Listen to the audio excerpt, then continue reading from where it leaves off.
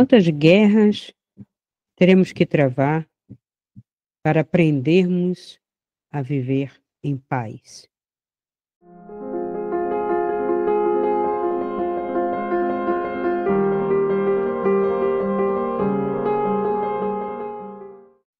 Olá, pessoal. Vamos a mais um vídeo de religião e espiritualidade. E hoje eu vou compartilhar com vocês algumas imagens para que vocês possam não só escutar, mas vocês possam visualizar algumas coisas.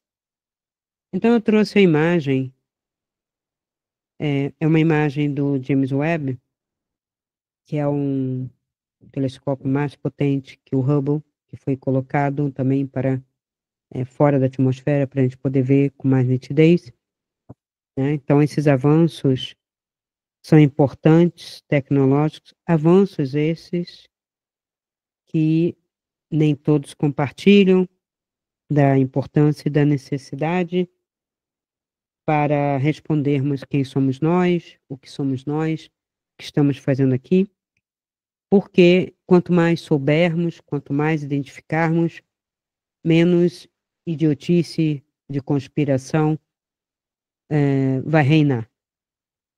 Tá? Então aqui é um aglomerado de galáxias, é um pedacinho do universo. Eu estou colocando nós e o universo, mas é um pedaço mínimo. Então, quando você olha isso, você fala, nossa, são galáxias e galáxias e galáxias, e cada galáxia tem bilhões, trilhões de estrelas, e essas estrelas podem ou não ter planetas, mas habitáveis ou não, etc, etc, etc, mas tudo isso está aí, para que nós possamos conquistar, investigar, conhecer, dominar aos poucos, mas não dominamos nós, mas não estamos em paz conosco mesmo, com o outro, com o diferente, com o estranho. Então eu trago aqui para vocês mais uma visão. Esta é a galáxia irmã nossa. Claro que não podemos ver a nossa como vemos essa galáxia, tá? Então, nossa galáxia também é espiral, pelo que diz e pelos cálculos, né? É preferível acreditar do que ficar com teorias conspiratórias. Então, tem um núcleo, tem braços em espiral, e indo mais adiante, né? Dessa imensidão tão semelhante à nossa galáxia onde estamos, nós temos aqui realmente um dos braços que vemos da nossa galáxia. Então, quando você olha para o céu, muita gente vai dizer, mas eu não vejo isso quando eu olho para o céu. Tá, você está morando na cidade, a cidade hoje está muito mais iluminada, as cidades estão se aglomerando, mas se você vier para o meio do mato, aqui, por exemplo, você vai bem longe, apaga o farol, coloca suas cadeirinhas e você vê a Via Láctea. No Chile, há excursões para também verem, né, em noites limpas, em noites específicas, a Via Láctea. Preferência que não haja lua cheia, para vocês verem. É com a lua que não aparece, que vemos este mar, esse oceano de estrelas, né? E esses aglomerados, que são gases, mas que também são aglomerados de estrelas e galáxias mais distantes, né? Tudo isso compõe uma visão do nosso céu, do nosso universo, como se a gente estivesse, né, num pedacinho, e estamos, né, uma formiguinha, um alfinetinho, só perto desse traço aí, a gente é um alfinete, olhando deslumbradamente esse espetáculo, ok? Que, claro, nada na natureza, no universo, é aleatório e sem propósito. Nós é que não conhecemos. Então, vamos adiante. E aí, que sim, um esquema, né? Que seria aqui a nossa galáxia, esse é um esquema, tá? Para antes que as pessoas digam que não, isso daí é montagem e tal. Sim, é uma montagem. Então, a gente tem os braços, Você tem um núcleo central da galáxia, que tem um Sol da própria galáxia, e o nosso Sol está aqui, um pontinho. O Sol. O nosso Sol. Né? E esse nosso Sol, que é um Sol que não é de primeira grandeza, não é um Sirius, não é um Arcturus, né? Que contém esse sistema de planetas, dentre eles a Terra, onde habitamos, né? Vamos um pouco mais adiante para a gente ver. É aqui que eu trouxe para vocês. Se o Sol é aquele pontinho, veja, aqui só tem a beiradinha do Sol, nesse canto à esquerda. Então tem Mercúrio, olha o tamaninho da Terra, perto do Sol, que você não consegue nem colocar nesta figura, e de Júpiter, que seria um dos maiores planetas, e é, do nosso minúsculo sistema solar. Sistema solar é o sistema que gira em torno de uma estrela. A nossa estrela, que chamamos de Sol, né? Ela tem esses planetinhas aqui todos, né? Esses miudinhos, e tem os grandes, tudo girando em torno. E tudo isso aqui tem um equilíbrio, tudo isso aqui tem um motivo, tem um porquê, tem um para quê, né? E a Terra, então, é mínima perto do Sol. Então, quando a gente volta lá, e a gente vê o Sol menor, né? Numa proporção aqui menor do que eu mostrei para vocês lá na Terra, isso aqui é quase o tamanho de Plutão, né? Naquela comparação, você não dá nem para proporcionar aqui um pontinho para dizer, ali é a Terra. Você não consegue. Então, esta pequenez, né, diante de tamanhas grandezas, nos dá o que sensação? De nada, humildade, um mal-estar meio vertiginoso, porque, nossa, eu queria ser tão grande, meu ego é tão grande, meu ego do tamanho daquele sol ali da galáxia, mas agora eu estou vendo que eu sou uma formiga, né? Então, eu trouxe para fazer uma reflexão, porque isto tem que estar ali na base do teu processo de espiritualidade. E vamos justamente entrar nessa questão de religião e espiritualidade como narrativa e qual a nossa realidade. Tá? Então, indo adiante, aqui as proporções, né? Então, se nós aqui na Terra, a gente é quase diminuto, quer dizer, quase não, somos totalmente, como fosse cápsulas de DNA aqui, proporcionalmente, tá, gente? E o que eu vim colocar é justamente a questão, né, das religiões. Aqui está o todo infinito, né? Eu coloquei bem separado em cima o todo infinito, que seria esse todo, né? Que eu poderia colocar até com a figura da galáxia, mas preferi até o vazio, porque há vazios, há buracos negros, há tanta coisa.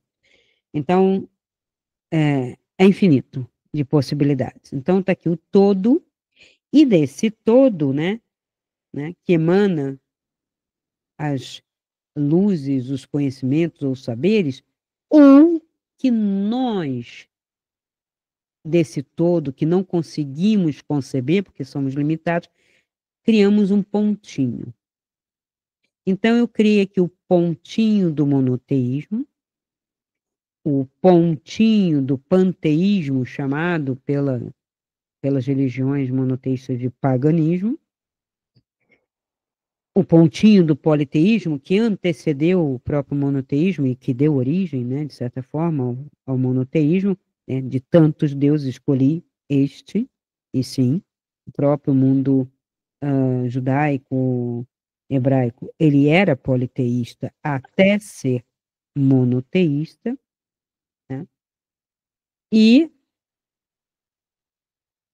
nós temos aqui também, além do politeísmo greco, romano, celta, etc., né, que está um pouco misturado também com a questão do panteísmo.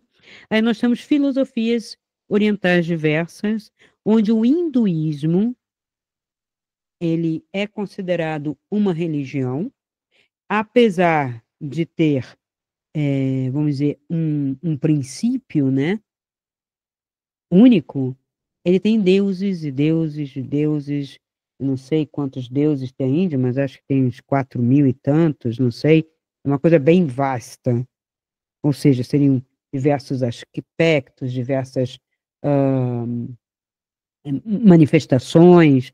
Então, o hinduísmo é bem rico nisso. Coloquei aqui a filosofia budista, representada com essa flor de lótus, que apesar de ser uma filosofia, e é, né, uma filosofia oriental, né, de um processo alcançado por um determinado ser, e aí a partir daqui, né, porque o monoteísmo é como se fossem revelações, mas a gente encontra no cristianismo o Cristo, no, no islamismo, né, tem Moisés, né, tem Maomé e no judaísmo Moisés. Mas antes, né, para Moisés e para o Maomé, é Abraão. E o Cristo colocaram como junto. Colocaram como junto, e há textos que eu posso dizer que há controvérsias, tá? Porque ele tem momentos que ele fala o Deus de vocês, o Pai de vocês, né? Isso está na Bíblia e está em outros textos. Então a gente tem que perceber que ele estava falando de algo além, além dessa bolinha aqui, né? Ele estava tentando se referir a um Deus Pai e Mãe, a um todo, né? A gente vai ver em textos como de Tomé, como de Felipe e tal, ele vai falar de uma outra realidade, tá? Mas tudo bem, ele estaria, por tradição, ligado a Abraão. Perfeito. Então, Abraão, que teria sido quem, né, canalizou de todas as possibilidades ali, este. E este deu origem a um, depois ao 2 do Cristo e o 3 Islã. Então, um a cada época, 600 anos antes de Cristo, na época do Cristo, né, então, e 600 anos mais ou menos depois do Cristo. Então, foi um período de formação desse monoteísmo. O que é mais incrível é que o mesmo Deus e brigam entre si até hoje, então isso é, para mim, é muita loucura humana, tá? Não é divina, a loucura é humana. Aí aqui os celtas que tinham contato, né? Eu botei esse símbolo aqui para simbolizar todos os povos nórdicos, né? Porque a civilização celta, ela é grande, né? Demais, e ela data do Neolítico e diversos povos tiveram, né? Várias configurações e formas de adoração, mas ela é panteísta, o Deus está em tudo, um panteísmo que é resgatado até por Spinoza, depois do século XVII, né, que ele acreditava também num Deus que estava em todas as coisas e não num Deus que estava dentro de um templo. Ele achava assim que Deus era muito para você encerrar dentro de um templo, né? Então, a época dos menires, né, dos cultos, né, que tem no Stonehenge, tem na França, tem em toda a Europa ali, você tem esse tipo de culto dentro da natureza, ou seja, eu sinto Deus em meio a essa natureza toda, e isso foi meio que vencido quando esse monoteísmo, que tem um livro, está aqui o livro, todos os três aqui têm que ter livro para poder formatar, para poder colocar doutrina, para poder repetir tudo igualzinho, não pode virar muitas variações, mesmo assim, há muitas variações de cada um, quem dera que fosse um e um, mas não é, esse aqui é vários, esse aqui já é também uns menos, mas é, né? Porque tem os que estão em Israel, os que estão fora de Israel, que tem variações. Na época do Cristo havia mais, né? Eu já falei sobre isso. E o Islã que também não ficou único, né? Tem no mínimo xiita e sunita e mais outras variações que vão sendo dadas e radicalizações e tal, tal, tal. Então, nada disso aqui ficou mono. Para ver que a tendência não é ser mono. A tendência é a diversidade. Só que a diversidade não é para um brigar com o outro para suplantar o outro, e sim para entender. Você entende assim, tudo bem, você cultua assim, tudo bem. Não, isso vai virar politeísmo. E, é como eu digo, o sistema quer controle. Então, a religião de livro sistematizada, ela visa controle, formatação, doutrinação, todo mundo igualzinho, sem nenhum questionamento, só que isso não dura, isso não é real. Aqui nós temos o que durou bastante, né, que é todo o politeísmo greco-romano, primeiro a Grécia, depois Roma, que também teve, né, nos nórdicos, né, que é um panteísmo, mas tem essa parte politeísta. Ah, mas é arquétipo, ah, mas é isso. Tudo bem, não importa. Desde quando isso aqui não é? Ah, porque teve uma pessoa física. Aqui teve o Cristo andando pela terra, aqui teve Moisés andando pela terra, Abraão andando pela terra e o Maomé andando pela terra. Tá, e outros também que andaram pela terra. Tudo bem. Aqui não andaram pela terra. Aqui os deuses não andaram pela terra. A gente não sabe, né? Mas vamos dizer que não, então são arquétipos. Ok. Mas antes de ser um escolhido, também era arquétipo. Então a única coisa que esses aqui não fizeram foi fazer o livro e a doutrinação com um templo. Templo tinha, mas não no sentido que o monoteísmo guarda, que é enfiar todo mundo dentro do templo para cultuar, para adorar e tal. Não, aqui era oferta. Oferta, eu cultuo esse Deus, eu cultuo aquele Deus, oferta para prosperidade, oferta para... que não deixa de ser no monoteísmo, só que ali tem algo além, que é o controle do corpo, do comportamento, da sociedade, da comunidade. Aqui não, aqui era livre, tá? Dentro do politeísmo.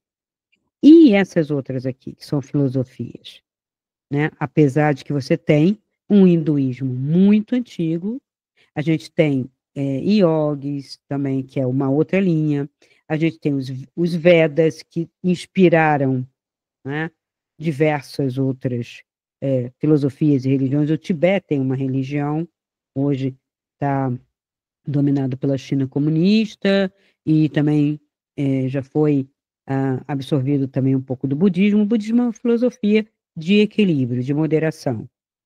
Então, não tem essa coisa do meu Deus, seu Deus, culto, né, controle. Não tem controle do seu corpo no sentido da sociedade, do sistema controlando você, e sim que você se observa, você se modera, você se, né, faz o melhor caminho possível, caso seja de seu interesse, certo?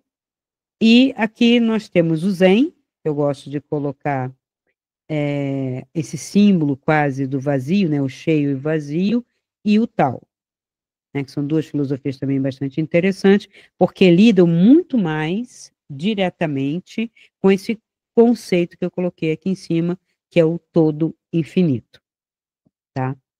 Então, vamos seguir adiante. Então, o discurso que gerou a crítica pela crítica. Eu estou trazendo esse questionamento porque tivemos um embate significativamente não esperado, de uma maneira banal, em pleno século XXI, de uma maneira brutal, que não pode desencadear coisas além disso. Então, o discurso que gera a crítica pela crítica, né, é, por exemplo, centralização da verdade. Claro, o monoteísmo fez isso, né? Centralizou a verdade, hierarquizou, né, de uma maneira rígida. Controle de corpos, né, e da sexualidade. Culpabilização e medo. Sacralização da violência. Supressão da autonomia. Linearidade temporal, exclusividade histórica, instrumentalização política. Esse discurso aqui, você vai dizer, ah, mas esse é o discurso da esquerda. E eu vou dizer para você, não, esse foi o discurso de sempre do sistema opressor, do sistema que a esquerda veio fazer exatamente isso, questionar. E hoje ela repete exatamente isto, né?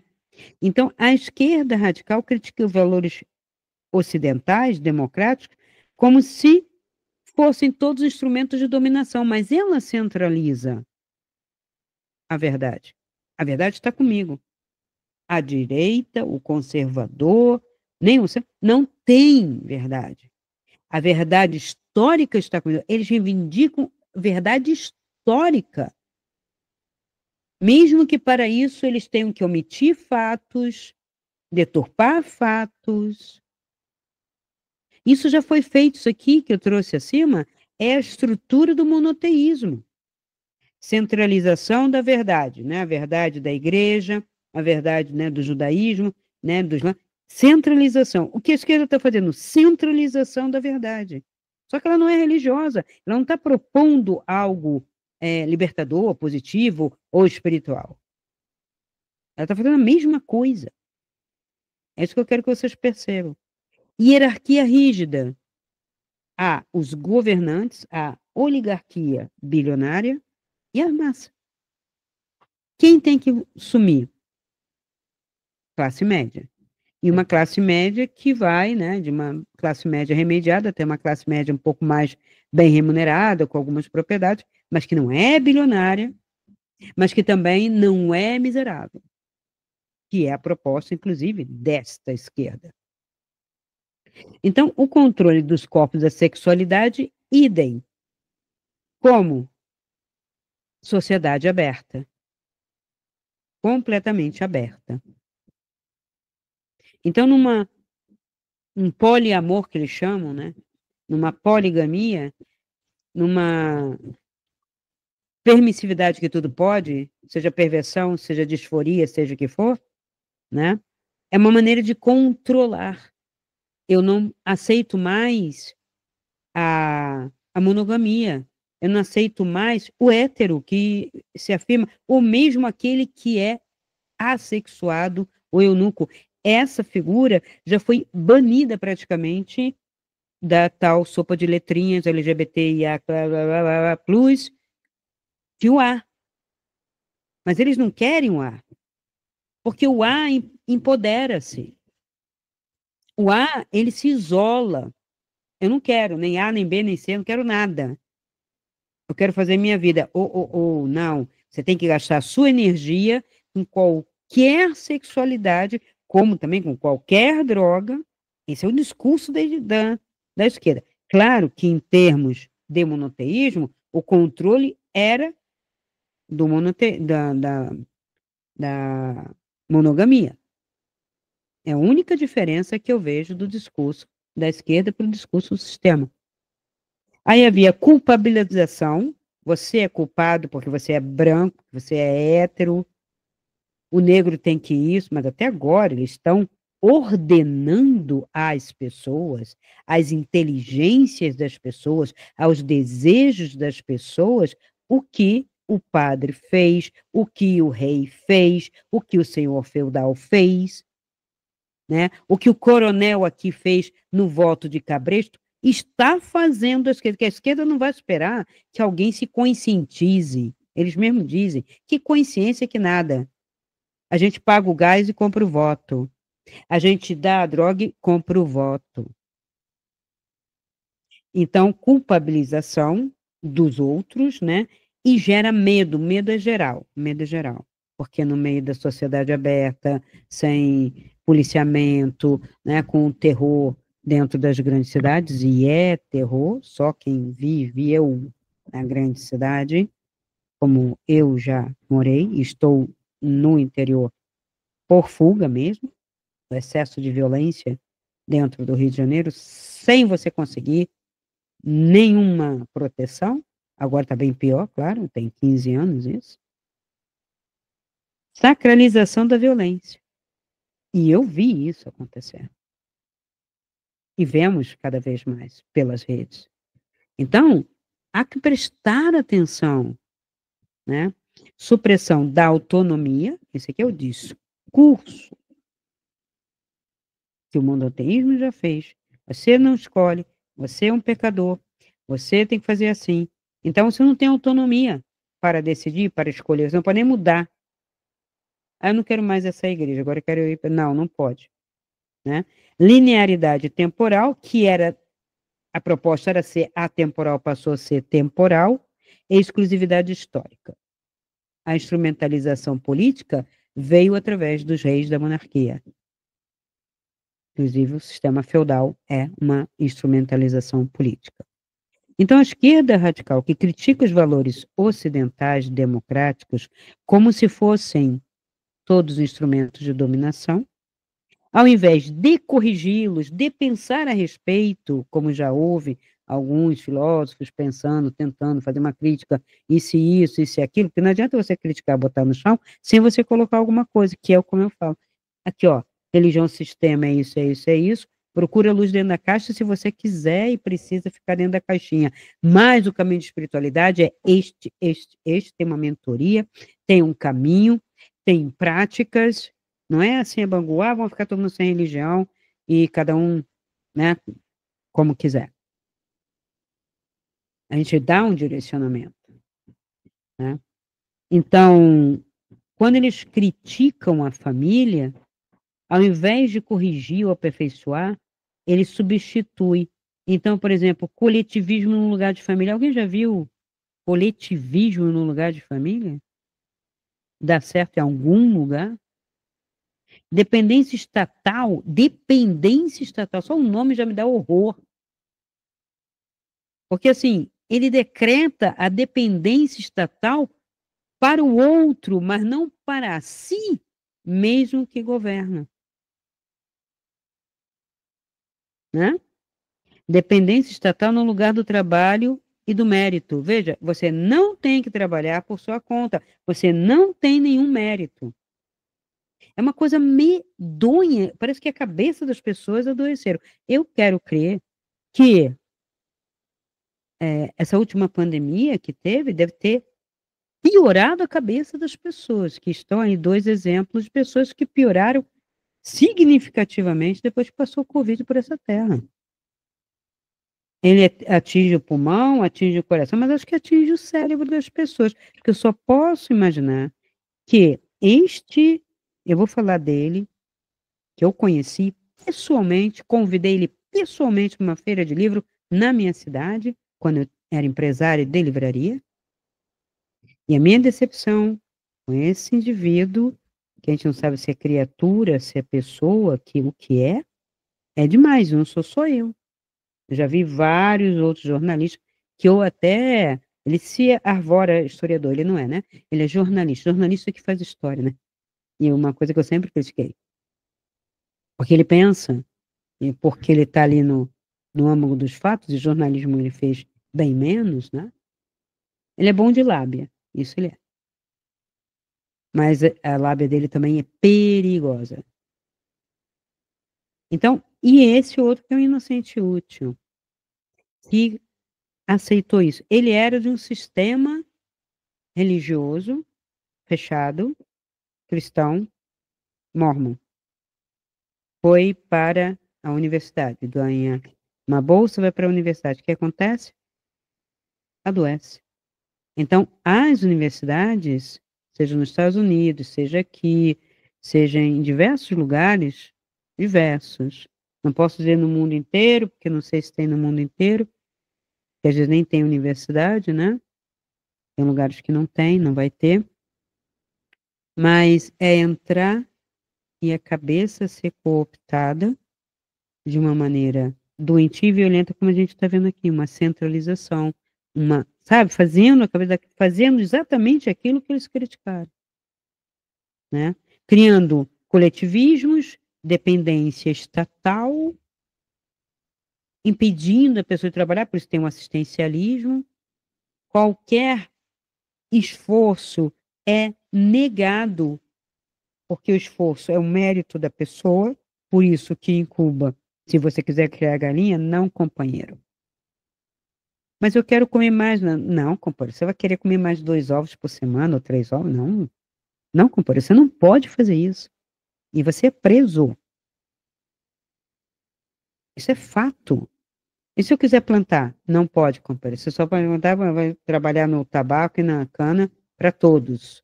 Mas eu quero ter o meu cantinho. Não tem escolha, não tem individualidade. É como se fossem tudo bichos, insetos. Quem determinou isto? Que mente maligna humana determinou, e os que aceitam, mas os que aceitam e jogam para a massa, eles não. Eles escolhem. Eles vão ao shopping e fazem as compras e escolhem. Mas você, massa, vai ter só isso, vestir só isso, comer só isso, beber só isso. A crueldade que está sendo posta hoje, com capa de assistencialismo, de bondade, é uma coisa medonha. Medonha, não tem outro termo. Confisco ou estatização no lugar da propriedade. Companheiro, você não tem que trabalhar para ter casa. Ah, companheiro, propriedade privada é errado, companheiro. Só que a casa dos bilionários, das big techs, dos governantes, dos juristas, dos juízes, essas serão preservadas. E as pessoas aceitando isso. Resultado: destruição sem construção. Então, assim, destruição sem construção é uma tônica comum nesses sistemas totalitários. O monoteísmo é um totalitarismo religioso e a esquerda é um totalitarismo político, social. Então, destruição sem construção, a criança e o cidadão e a cultura ficam sem pilares de amparo. Porque a gente escuta, né, mulheres dizendo tem que acabar a família, que a família é fonte de neurose. Oh. A família é fonte de neurose? A neurose é do sistema. A neurose é a sociedade que traz. A família protege, a família ampara, a família ajuda qualquer pessoa. Eu, que como terapeuta, eu trato de pessoas e pessoas e pessoas e pessoas. Deve ter mais de 600 pessoas que já passaram por mim, que eu guardo as fichas. E o que eu mais vejo é crise das famílias desfeitas. Precisa do pai e da mãe. E as famílias sem pai e mãe ainda são melhores do que aquelas que não têm pai e mãe. O vazio da ausência do pai, ou da ausência da mãe, ou desconhecimento do pai, desconhecimento da mãe não existe, né? A não ser que a mãe morra. Porque ventre é soberano.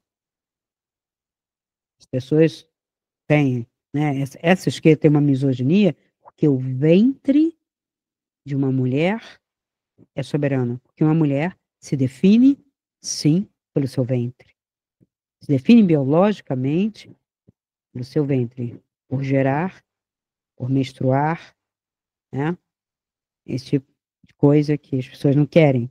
Como define mulher? O Ministério da Mulher hoje dizer que não consegue definir mulher, que tem mulher isso, mulher aquilo, não, mulher tem uma coisa só.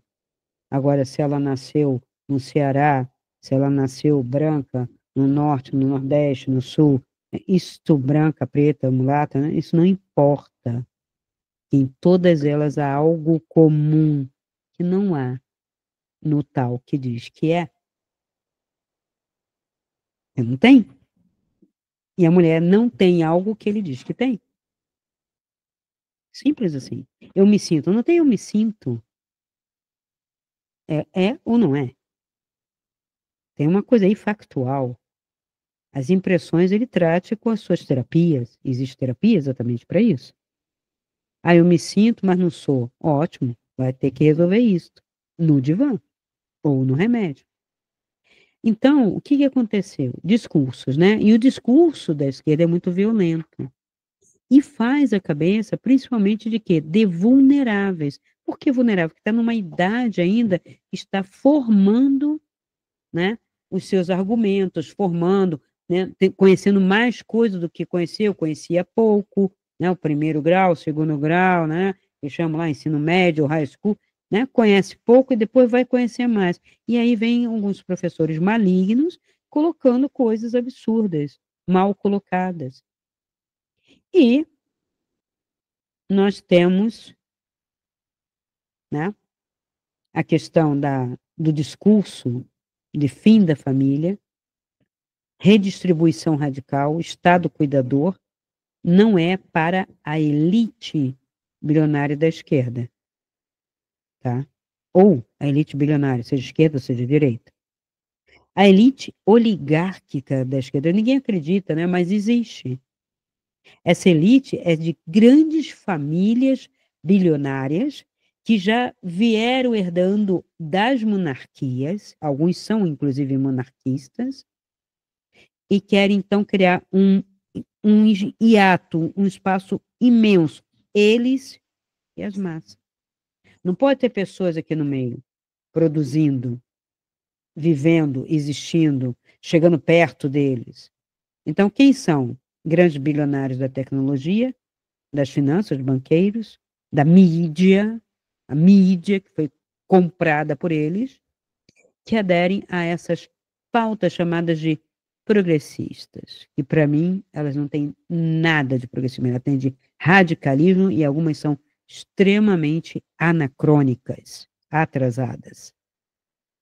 Qual a estratégia? Usam a bandeira de justiça social como cortina de fumaça para consolidar poder e desmobilizar o que? A classe média, diga-se classe média, independente de cor, independente de raça, de religião, a classe média, ela está ganhando dois salários, né?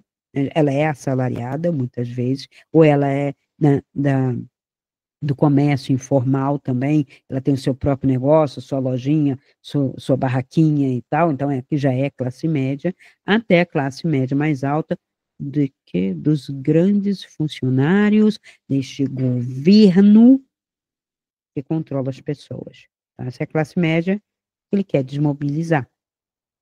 Então, Big Tech censurando em nome do combate ao ódio, mas lucrando com a exploração de dados e o controle de narrativas. Porque eles não deixam de ganhar. Quando um juiz, né, ou juízes que a gente tem, eles falam que o problema é as Big Techs, eles não vão atingir as Big Techs. Isso é discurso para as massas. Eles vão maquiar a coisa de um jeito, vão conversar com esses bilionários, com os céus, para fazerem do jeito deles, né? O duplo padrão, para as massas, fim da família nuclear, uma libertação, dissolução da propriedade, como igualdade, Estado provedor, cuidado coletivo. Gente, Estado provedor é a coisa mais absurda, já se tentou várias vezes, não deu certo. E para eles que estão colocando essa ideologia, famílias preservadas e protegidas, patrimônio blindado, total patrimônio, em trusts, paraísos fiscais. É por isso que sai sacola de dinheiro, que sai avião com dinheiro, que sai homem com dinheiro na cueca, né? E por isso que tem também tais lavagens de dinheiro e tal, né? Para isso aí acontecer, né? Então, fortunas herdadas, né? Vai passando de pai para filho, né? Souros pais, souros filhos, daqui a pouco tem um soro neto, e essa turma se, né? Quando não faz filho, adota, né? Influência direta sobre estados, partidos e ONGs. ONGs começou com a maior proposta, organização não governamental. Me lembro disso, eu falei, nossa, seria uma coisa interessante, né, ter uma organização não governamental para a gente ajudar. Hoje eu falo, ainda bem que eu não criei, ainda bem que eu não fiz, porque hoje já teria desmanchado, estaria cheio de culpa por estar fazendo uma coisa absurda, né? Função da retórica destruir o tecido da classe média, a que historicamente sustenta democracia. Porque a democracia não é sustentada pela riqueza, não. Eles são monarquistas, são ditatoriais, são oligárquicos, tá? A classe média que tem essa ideia de democracia, produção cultural, né? Arte, é a classe média. É a classe baixa. Não, tá? Mas o ideal seria elevar e não ter mais essa classe baixa, que foi uma das promessas no início do governo de senhor Lula.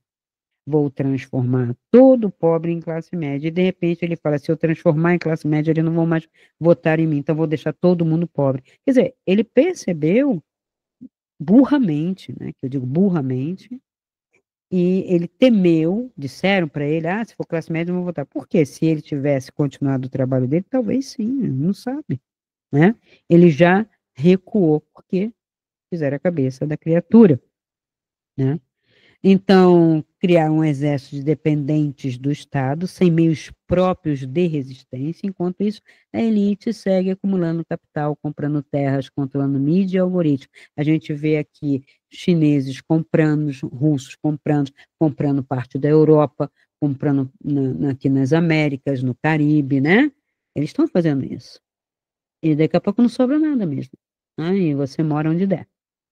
O efeito social que vai acontecer, a promessa de igualdade resulta em uma dupla sociedade, isso eu já falei, continuo falando, uma massa nivelada por baixo, sem família, sem propriedade, dependente do Estado, sem religião de preferência nenhuma, nem filosofia, e uma elite chamada de progressista, que não é progressista, nem sei se esse nome aqui é o fim da picada, intocada, blindada por capital e todo o aparato, né, de controle e poder transnacional, porque um apoia o outro, né? Percebe que o que acontece aqui reverbera lá, o que acontece nos Estados Unidos reverbera aqui e na Argentina e tal, e essa conexão, né, até quando eles permitirem.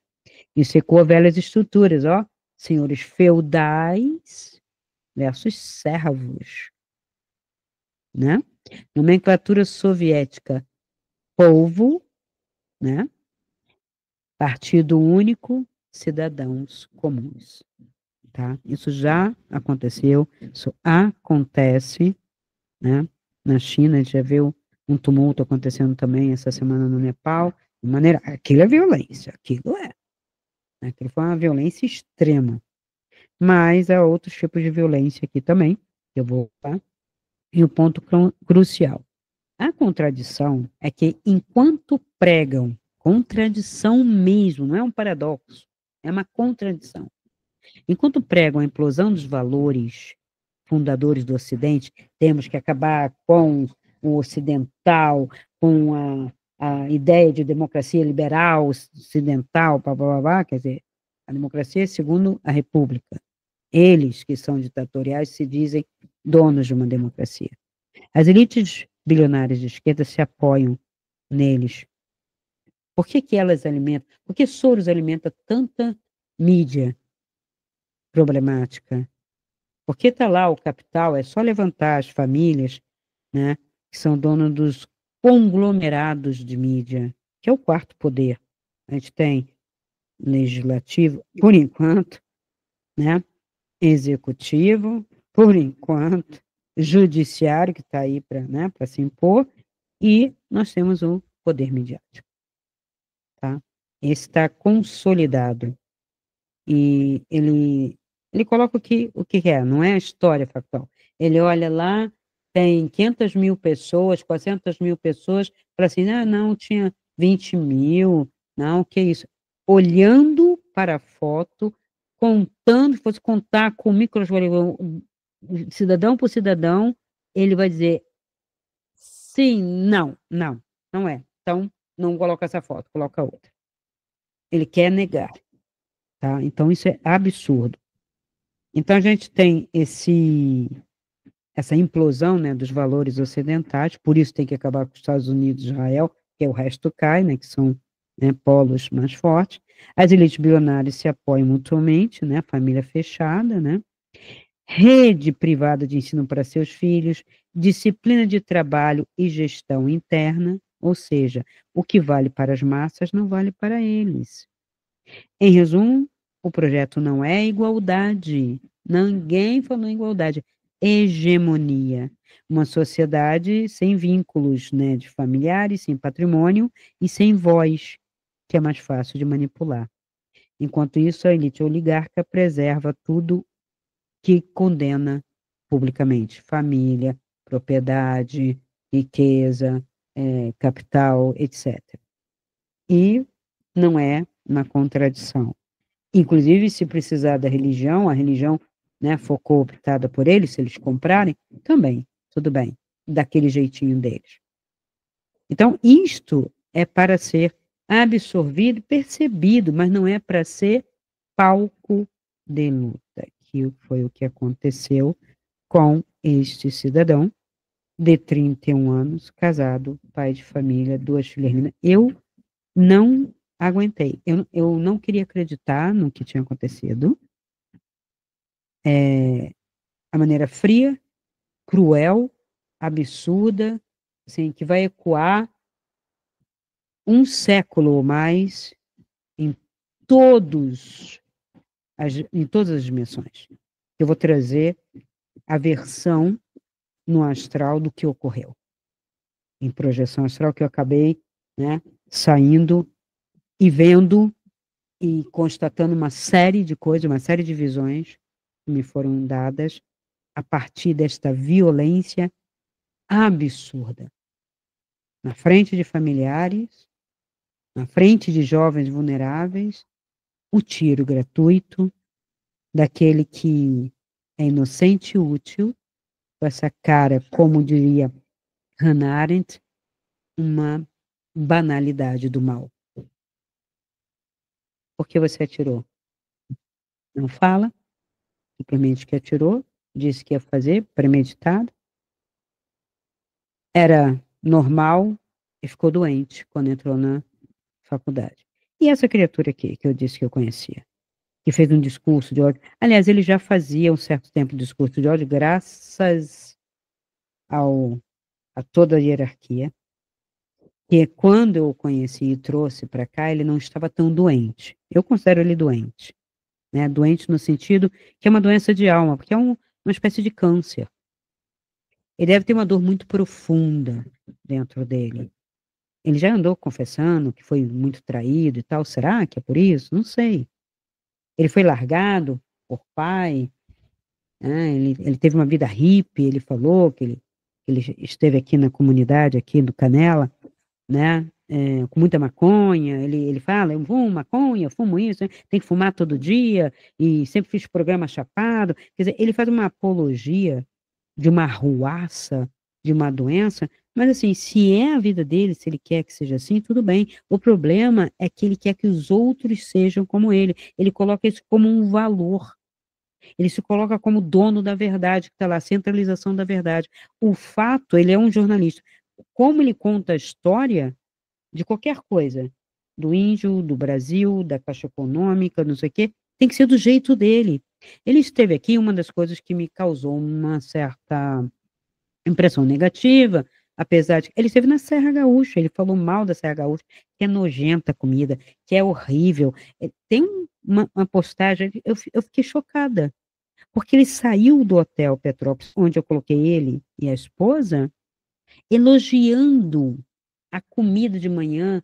Nossa, quanta coisa, eu não sabia nem por onde começar, eu queria comer todos os bolos, todos os doces, trazer nos bolsos, não sei o quê, elogiou a cidade organizada e tal. Ainda bem que eu não deixaram ele palestrar para os jovens, porque eu fui avisado, eu não sabia, de que ele passava um pouco as palavras, falava muito palavrão, né, e tal, então não era adequado para os jovens. Eu falei, tá, beleza. Eu estava vendendo o livro dele, né, sobre o Brasil, né, 500 anos. Hoje me arrependo, realmente. Acho que é uma porcaria, né? Porque depois que eu li o Eduardo Bueno, o cara que sabe e tal, sabe? Claro, ele coloca uma série de coisas que todo mundo já sabe, mas obviedades.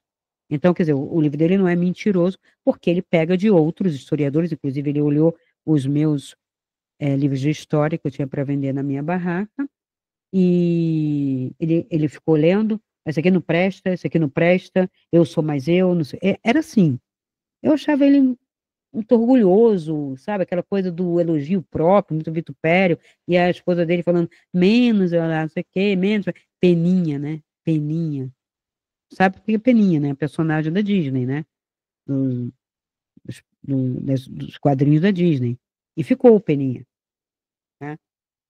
Ele deveria execrar, né? Porque Disney, americano e tal, ele deveria tirar mesmo o peninha dele.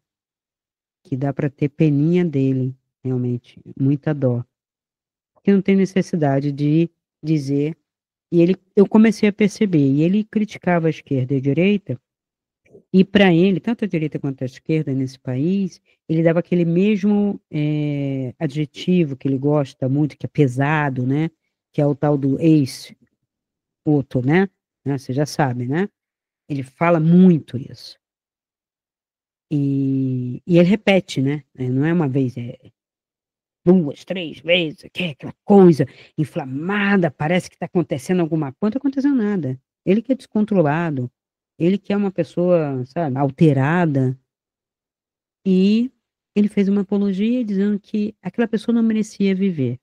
E em seguida, ele falou: há pessoas que não têm que viver, que não tem, que têm que morrer. Como que ele pode fazer uma coisa dessa sendo um comunicador, um jornalista? Ele já deveria ter sido responsabilizado muito antes dele chegar no ápice que ele chegou, que é fazer, comemorar a morte do rapaz, pai de família. Deve ser inveja, né? Também, né? Você nunca sabe se o cara tem inveja, que não tem família, que tem uma filha, mas tudo estrambelhado, né? Então, ele comemorar isso aqui, que os valores, né? A narrativa do, do Charlie Kirk é família, que era uma coisa que vem de raiz histórica desde Aristóteles, uma tradição republicana, que forma, né, virtudes cívicas, trabalho e mérito, sim, que é de Adam Smith, tá? E Franklin, né, Benjamin Franklin, inclusive, mobilidade social justa, quer dizer que se você tem o trabalho, né, todo mundo trabalhando, dinheiro circulando, né, circulação da economia, né, propriedade privada, defendida por Locke e Montesquieu, garantia de liberdade individual, minha casinha, meu canto, quero ficar lá sossegado, né, não tem que morar num par de dinheiro, tem que morar junto com todo mundo, tem que morar com gente que eu não, que escuta música que eu não gosto, que tem comportamentos que eu não gosto, cada um no seu cada um, por que não? Né? Responsabilidade individual, claríssimo. Estoicos, liberalismo, tá? Liberalismo clássico, né? Então, isso promove o quê? Uma cidadania ativa e autônoma, porque eu tenho uma responsabilidade social. Eu não jogo lixo, eu me comprometo a trabalhar, chegar no horário, eu cumpro as leis de trânsito, né? Eu não atropelo, eu não vou por cima da calçada, né? Etc, etc. Que é o que mantém, né, em determinados países do primeiro mundo, uma cidadania ativa, limpa, numa cidade organizada, né, em que você sabe que a coisa funciona. Um Estado limitado, porque o Estado tem que ser limitado para não dar a corrupção que a gente está vendo, que quando o Estado é infinito e ilimitado, é pura corrupção, lavagem de dinheiro e etc., a gente já viu, tá? E, então, isso é apoiado novamente por Montesquieu, e o Federalist Papers, né? Então, é proteção contra despotismo. E quanto eu falei, contra a lavagem de dinheiro, contra a corrupção. Livre iniciativa, Adam Smith, né? Livre iniciativa, criação de riquezas e inovação, patriotismo institucional que ele defendia, liberdade para você veja, o pessoal não quer o patriotismo. Uma coisa é você ter um mercado comum europeu, um mercado Mercosul, para comércio, para facilitar o ir e vir, mas não é para dissolver as identidades, porque não somos iguais.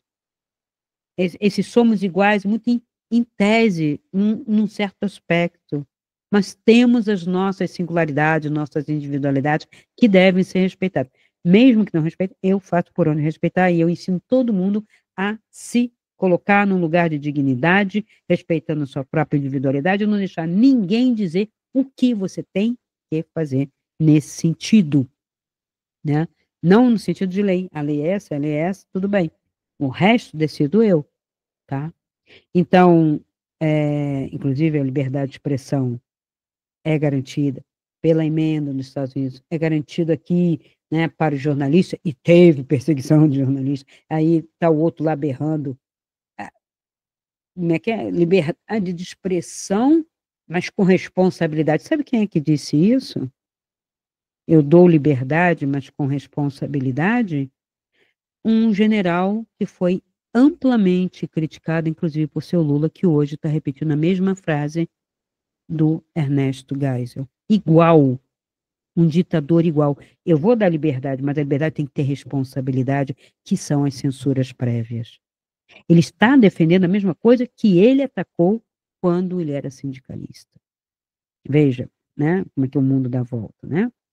Então, ordem e lei, claro, direito romano a gente tem, né? Esse é daí que é a base cristã. Porque esse direito romano veio através junto com o cristianismo. Nós temos um direito canônico, nós temos um direito que prevê perdões, que prevê anistia, que prevê uma série de coisas. E aí, quando esse sujeito, né, que vem fazendo um trabalho bonito nas universidades, dialogando, ensinando a dialogar, ele pedia argumentos, ele pedia fatos e tal, um verdadeiro professor, ele é brutalmente, tolamente assassinado, covardemente, infelizmente, por um jovem que, com certeza, ele deve estar se perguntando o que foi que ele fez até agora, acredito eu. Eu tenho dó desse menino, mas não tenho dó de Eduardo Bueno. Ele é muito, muito maduro, ele já fez muita coisa, ele sabe o que ele está falando, ele sabe o que ele está fazendo, embora seja doente, né?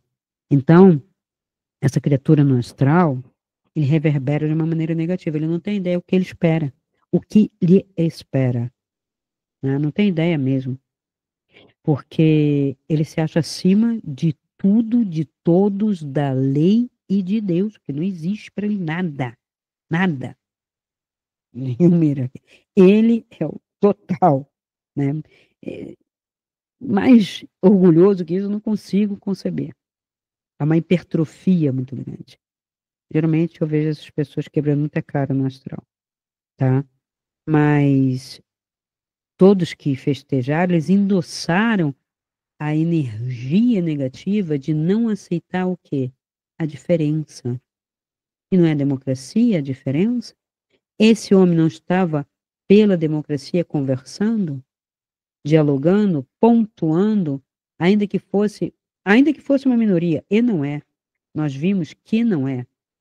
Esses valores aqui não são de uma minoria, são de uma maioria. Mas a mídia, que foi comprada, já coloquei ali acima, né, pelas oligarquias e tal, ela faz você ter a ideia de que é a maioria e você fica com medo. Medo de falar, medo de denunciar, medo de ir contra, né? Então, nesse vídeo de religião e espiritualidade, eu trouxe essa questão da política, sim, mas por quê?